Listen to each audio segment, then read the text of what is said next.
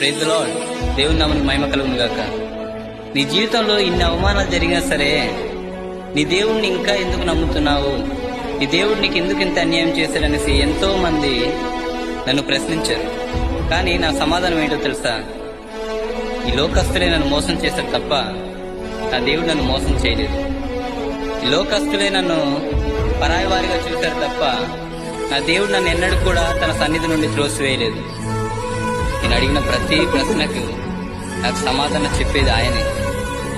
నా బాధల్లో నా కన్నీరు తుడిచింది ఆయనే. నా ప్రతి కన్నీటికి సమాధానం చెప్పింది ఆయనే. నేను కష్టాలు ఉన్నప్పుడు ఆదుకుంది ఆయనే. అందుకే నా దేవుడు చేసిన మేలు ముందు ఈ వచ్చిన సమస్యలు అంత పెద్దవి కాదు. కాకపోతే కొంచెం బాధ ఉంటుంది. ఆ ప్రతి బాధని కూడా నా దేవుడు తీసివేస్తాడనేసి నాకు నమ్మకం ఉంది కనుకనే ఇన్ని జరిగినా కూడా నా దేవుడు నేను విడిచిపెట్టలేదు. ఆమేన్.